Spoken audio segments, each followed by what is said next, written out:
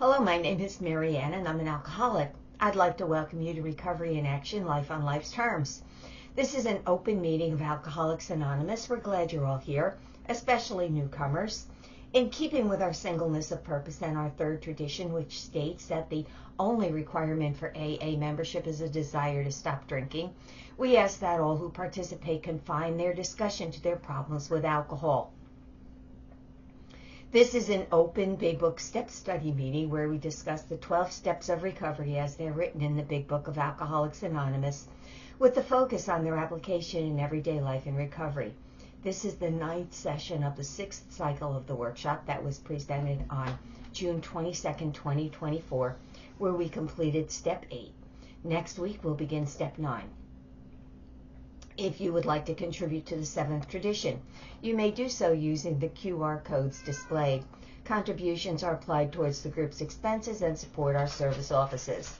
Recordings of the workshop are available, and if you would like to be placed on the distribution list, please send an email to recoveryinaction462@gmail.com to receive the links.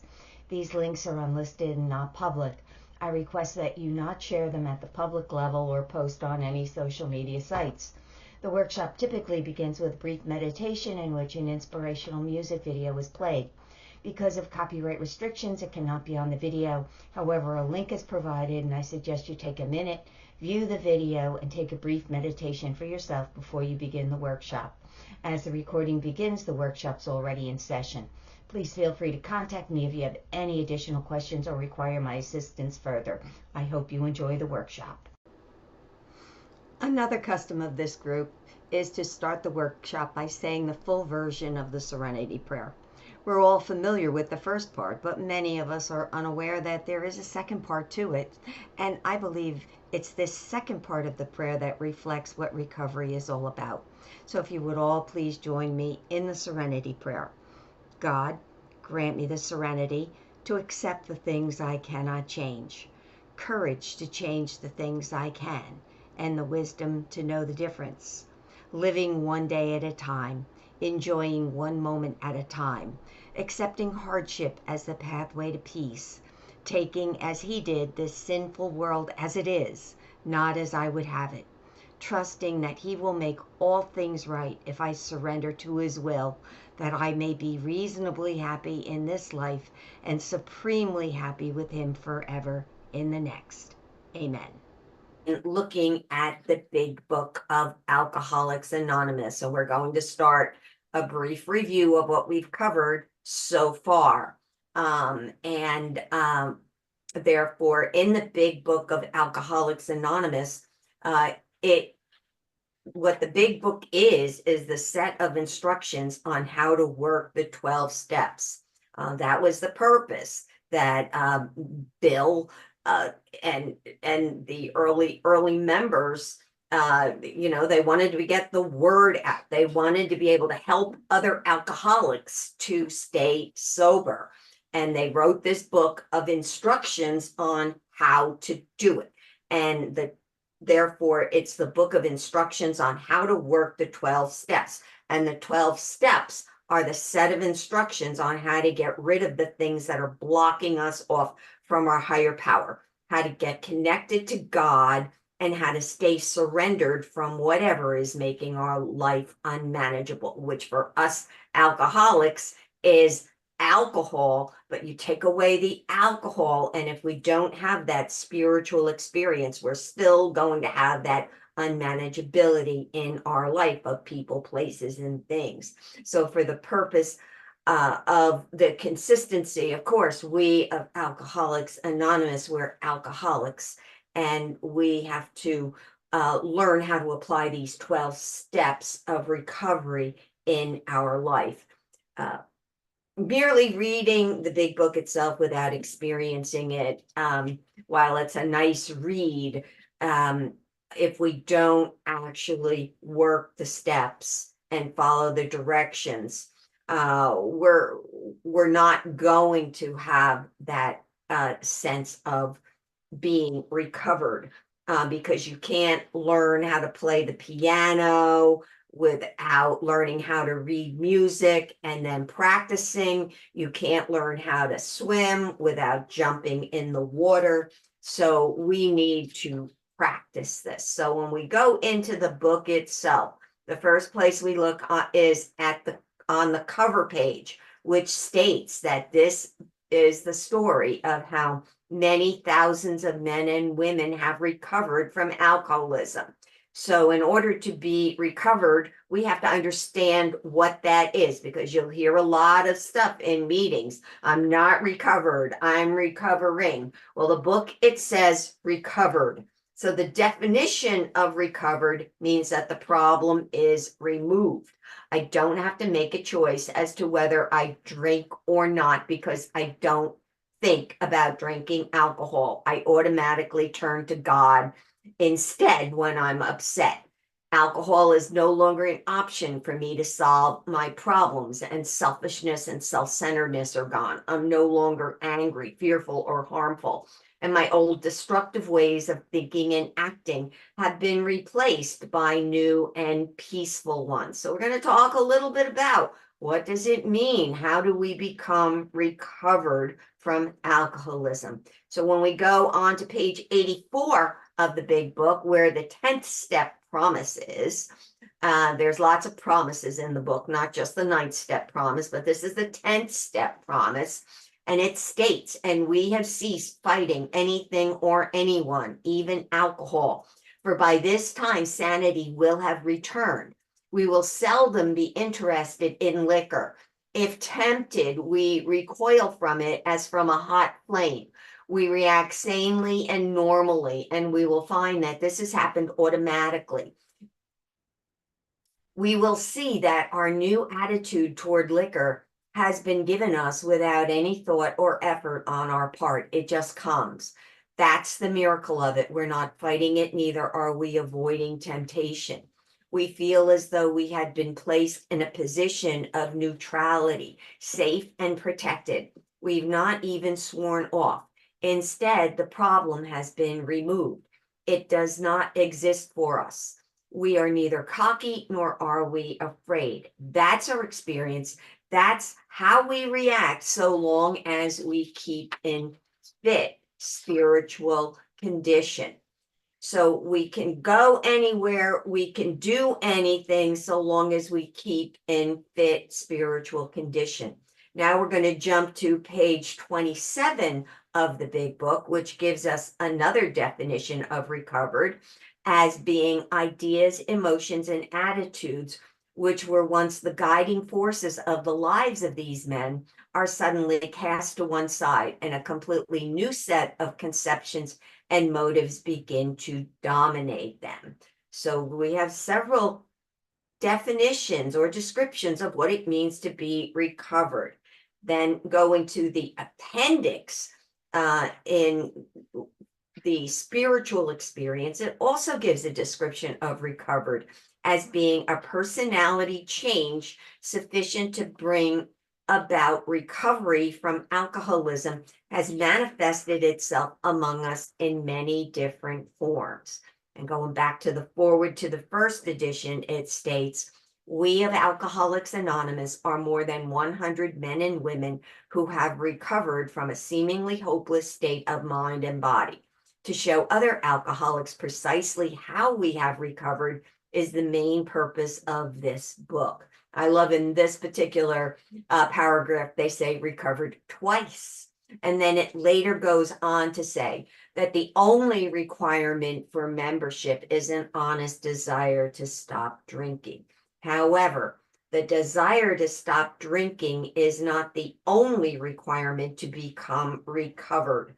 There are other things involved, such as being willing and actually doing everything that the big book says to do. So that's where we went to step one. We admitted we were powerless over alcohol, that our lives had become unmanageable. The unmanageability and the powerlessness. This is where the idea of self-knowledge comes in. In the first step, I admit that I'm powerless over alcohol. Self-knowledge, I'm an alcoholic. However, just having this self-knowledge is not enough to become recovered, because it goes on to say that as a real alcoholic, the only thing self-knowledge does is make me realize that I cannot take just one drink without being physically driven to take one drink after another. This then allows me the opportunity, if I'm spiritually fit, to pass on that first drink. And I can only do this on a continuous basis if I'm connected to my higher power, which now brings me to step 2. We came to believe that a power greater than ourselves could restore us to sanity. And the great thing about step 2 is I decide what that power is for me. And then we just ask ourselves the question, do I now believe, or am I even willing to believe that there is a power greater than me that can solve my problem? Once I answer yes to that question, I'm at step 3, made a decision to turn our will and our lives over to the care of God as we understood him. In step 3, all we do is make the decision. And this is the 3rd step prayer, where we offer ourselves to God, and we're asking to do God's will. May I do thy will always. That is, I'm asking if I can do that. And that's getting me ready now that I've made that decision. The steps 4 through 9 prepare me to be able to follow through with that offering to God. And I start with the 4th step. Now, the 4th step is made a searching and fearless moral inventory of ourselves. The 4th step inventory is a culmination of 4 separate inventories. An inventory of my resentments, my fears, and then the harms that I have done to others. And the harms inventory is broken into 2 separate categories: harms excluding my sex conduct and harms including my sex conduct. And where we're going with this, and I kind of go into this a little bit more because this is where we start to look at our character defects. We're looking at our character defects in the 4th step. So what we found, that in most cases, it was found that our self-esteem, our pocketbooks, our ambitions, our personal relations, including and excluding sex, were hurt or threatened. So we started out with our resentments. We put everybody's name down and we listed our resentments. And then after each one, we put, was it our self-esteem, our security, our ambitions, our personal or sex relations that had been interfered with. When we start with our resentments, something got in the way of that. And it came down to what we refer to as the parts of self: our self-esteem, our pocketbook, our emotional security, our ambitions, and our personal relationships are affected. And then when we get into really looking at ourselves in our inventories, we start looking at where had we been selfish, dishonest, self-seeking, and frightened. Though a situation had not been entirely our fault, we tried to disregard the other person entirely. Where were we to blame? The inventory was ours, not the other man's. When we saw our faults, we listed them. We placed them before us in black and white. We admitted our wrongs honestly and were willing to set these matters straight. And this all boils down to 5 main character defects. I'm selfish, I'm dishonest, I'm self-seeking, I'm frightened, and I'm inconsiderate. So we're looking at these 5 main character defects, and then these main character defects boil down and branch out into other character defects. And we added a list of other character defects which of course they're not limited to this list. There's plenty of others out there. Just get yourself a thesaurus or a dictionary and you can look them up, but you have a list provided to see where I'm a complainer, I'm a criticizer, I'm lazy, I'm opinionated, I'm a people pleaser, I'm thoughtless, I'm unreliable. All of these things are in there, and these roll up into those other 5 main character defects. So as we start looking at these character defects, we have to remember, and if you're anything like me, you've probably experienced this, because we repeat what we don't repair. If you've ever had it happen where you notice the same situation keeps repeating in itself over and over again, the faces change, but the situation is the same. And I find myself saying, why is this happening to me again? And this always happens because I have character defects that come into play. So it's not the person listed, for example, in my resentment inventory, but it's my character defects that keep coming up. So when I do my 4th step inventory, I'm looking at my character defects and I'm preparing for my 5th step. So I've got all my character defects listed. And now I'm ready for step 5, admitted to God, to ourselves, and to another human being, the exact nature of our wrongs. And it's important to remember here that step 5 is done so you can see what's blocking you off from your higher power. And these things are your character defects. The purpose of step 5 is to have these things revealed to you so that you can connect with your higher power. And this is what brings us to steps 4 and 5. Once we finish our 5th step, these are the steps that deal with us, and we've completed it. Now, the next part is moving to step 6 and 7, where there is a shift that starts to take place. And step 6 is where we become entirely ready to have God remove these defects of character.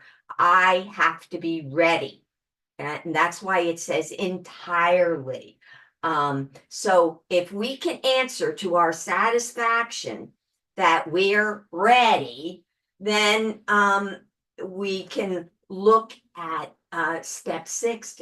If we're not totally ready, we've emphasized that willingness is indispensable. We've got to be willing. So are we now ready to let God remove from us all of the things which we've now already admitted in our 5th step, that these character defects are objectionable? So can God now take all of them, all of my character defects, every one? If I still cling to something, I have to ask God to help me be willing. So now we read over the list of character defects that we've written down on our inventories. Read down that list, every single one. Do you want them removed? Hopefully your answer is yes. If not, you need to pray some more and ask God to help you to be willing. But for the most part, we will say your answer is yes. That's all we have to do with step 6, which brings us to step 7. Humbly ask him to remove our shortcomings. And this is where we actually ask God to start removing from us our character defects. So one of my favorite prayers, my Creator, I am now willing. I am willing that you should have all of me, everything, every single part of me, not just my drinking, all of me, the good and the bad. And I pray that you now remove from me every single defect of character that stands in the way of my usefulness to you and my fellows. Grant me strength as I go out from here to do your bidding. This is the living life part. And every day as we go out and we live our life, we get these nudges from God. So when each morning when you say your prayers, the prayer is, please God, stop me from being whatever that character defect is, and teach me to be whatever that character asset is for you.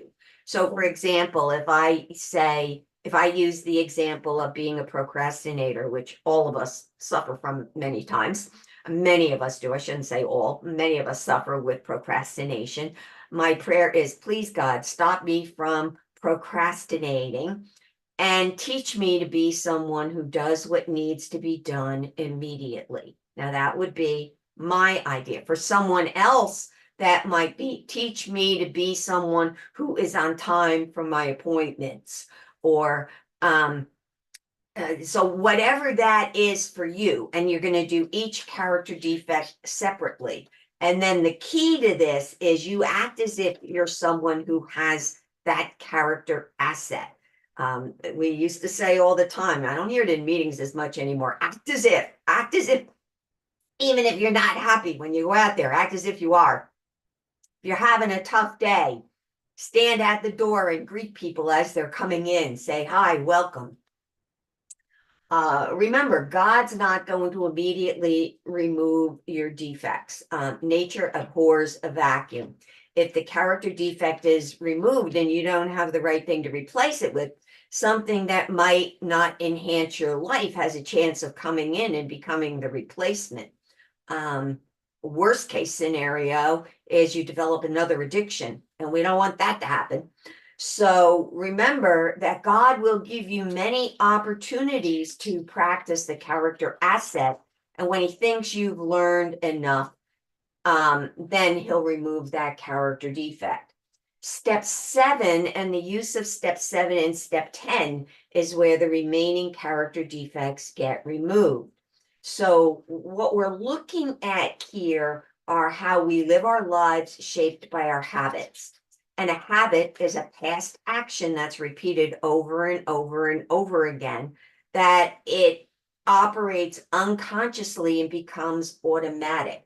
As an alcoholic, my fight or flight response gets triggered too easily. And therefore, my character defects have been repeated so often that they're an automatic, unconscious response to having a part of myself hurt, threatened, or interfered with. Therefore, my character defects have come into play throughout my life, almost in a way to protect me, which at a particular point in life may have been what I needed to do to survive. But they've outlived that usefulness, and as an adult cause problems for me. Remember, we tend to be reactive. And when we're reactive, we get a stimulus and a response, and it's as if the two are together. Someone cuts me off on the highway and I'm flipping the bird at them. Or road rage, that's the big one that happens. We get a stimulus and it goes right to the response.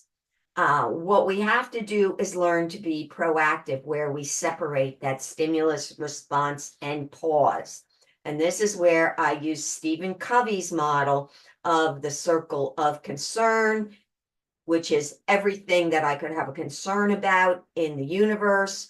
The circle of influence, which is where I have power and control. I have to focus on the things over which I have power and control, the things that I can influence. When I do that, it causes this circle to grow, which cuts down on the circle of concern.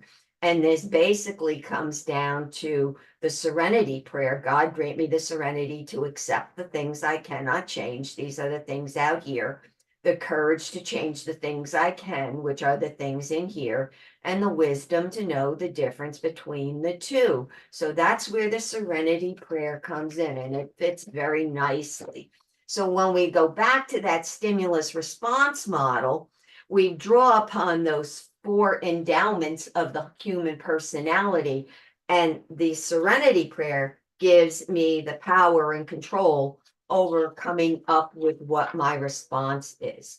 And this is where step 7 and living life comes in a day at a time. In step 7 and the use of step 7 and step 10 teaches us not to react inappropriately to everyday situations we might misinterpret as being threatening.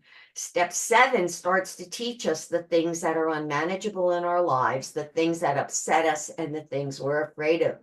All of them are caused by our distortion of what's actually going on around us, giving more time, credit, and attention to these things than they deserve, and then having our character defects pop up in there. So, and what they're doing is they're trying to protect us because some part of us feels threatened. And that goes back to that stimulus response model, that fight or flight response.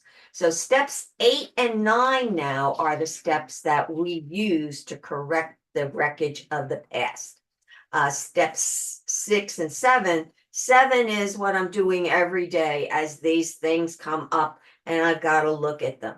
8 and 9 are also worked simultaneously. Now, step 8 is made a list of all persons we had harmed and became willing to make amends to them all. Therefore, we have the list of persons we've harmed because we made it when we took inventory and we subjected ourselves to drastic self-appraisal. So we've got all of the names. You know, I used to hear people say all the time, oh, well, my sponsor told me to burn my inventory. Do not burn your inventory. You need your inventory to do your 8th step because you need that list of names. So I understand the theory behind it, but it's a misguided theory because if you burn it, you don't have your list anymore unless you've got it saved on your computer where you're neurotic perfectionist like some people I know. We have the list of names because we made it when we took inventory. So when we go on so we've got our resentment inventory. So we go into our harms inventories and we look at columns 1 and 2. Now this is where you start to make what did I do with my index cards? I can't find them. Okay. Well, this is where, oh, here they are. This is where we start to make index cards. So you can use index cards, sheets of computer, or if you're a computer nerd like me, you can use a Word document or an Excel spreadsheet, whatever you want. But ideally, I still tell people to use the index cards, write each person's name on an index card. So you're probably going to need a bunch of them. Write everybody's name on the index card. 1 harm per card. So if you have more than 1 harm for 1 person, you're going to make a card for each one of those harms. So using the index cards, so if you have 5 harms, again, I just said that, you make up 5 separate cards. You take 1 card, you write the name of the first person you have listed in column 1, and then on the same card underneath their name, you write what you wrote in column 2.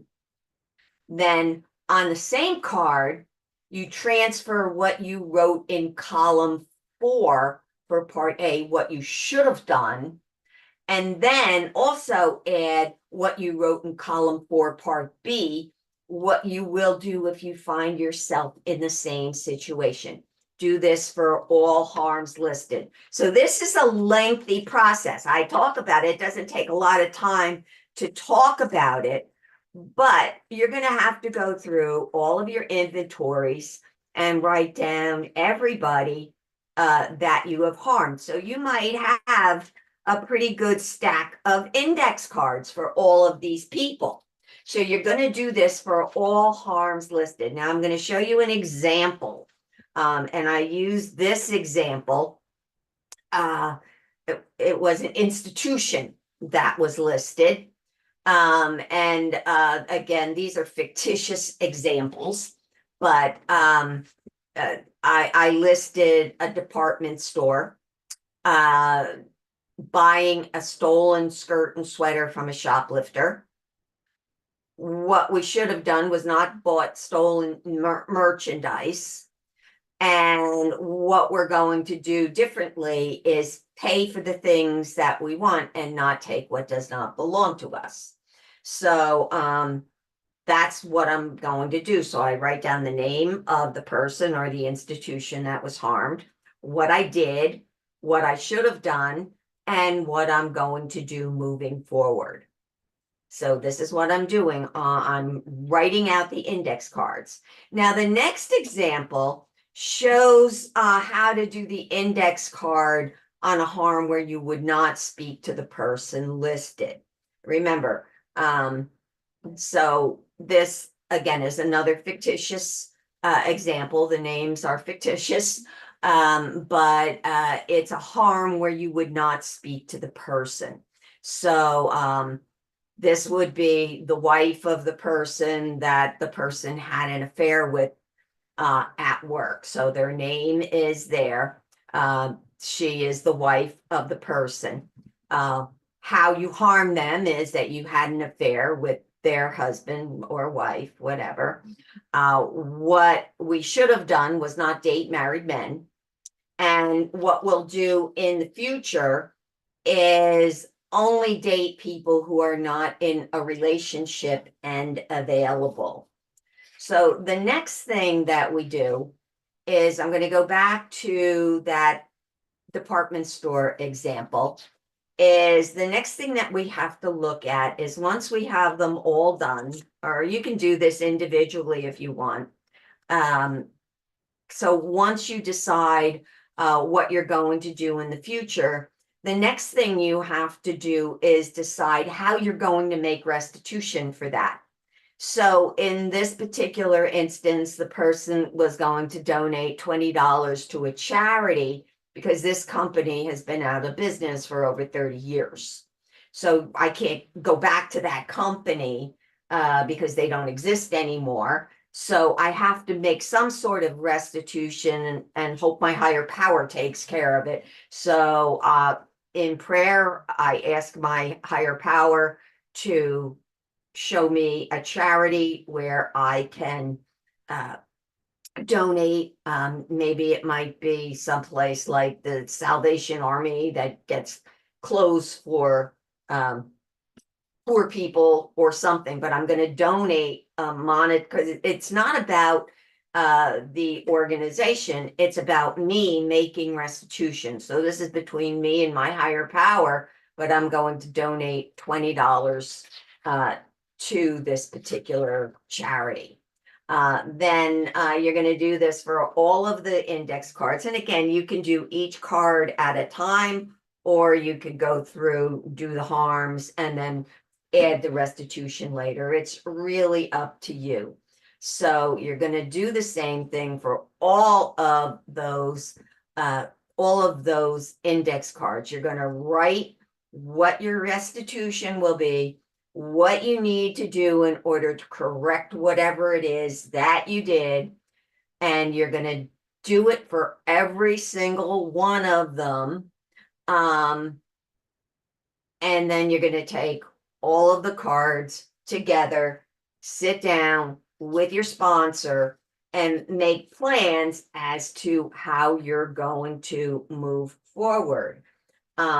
This way, everything is concise. It's not clouded by emotions or blaming other people. You're not giving justifications. And since you're not rehashing anything or blaming anyone, it just becomes like a fact-finding, fact-facing experience that keeps the process all about you and only you.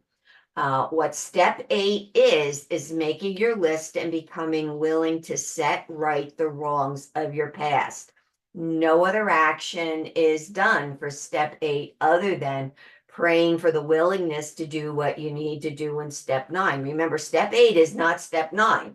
A lot of people put off step 8 because they don't want to think about making the amends in step 8 and in step 9. In step 8, all we're doing is making the list, filling out the cards, figuring out what we should have done, what we're going to do moving forward, and how we're going to make restitution. And then we're praying for the willingness to do what we need to do. Then you go over your index cards with your sponsor so that you can see how you're going to do your 9-step apologies. I don't know why I said apologies. To make your, it's really making your amends and making restitution. Yes, you're going to apologize, but it goes beyond an apology. Sometimes it's not enough to say, "Oh, I'm sorry." You need to see a change in behavior, and to whom and how you do this is to ensure that you're not creating any further harms. That's the important part. So that brings us to the end of step 8. Thank you so much for your participation. I hope you enjoyed the workshop, and if you have any questions, please feel free to contact me. And now, please join me in our closing prayer, which is St. Faustina's Prayer for Mercy. Eternal God, in whom mercy is endless and the treasury of compassion inexhaustible, look kindly upon us and increase your mercy in us, that in difficult moments we might not despair nor become despondent, but with great confidence submit ourselves to your holy will, which is love and mercy itself. Amen.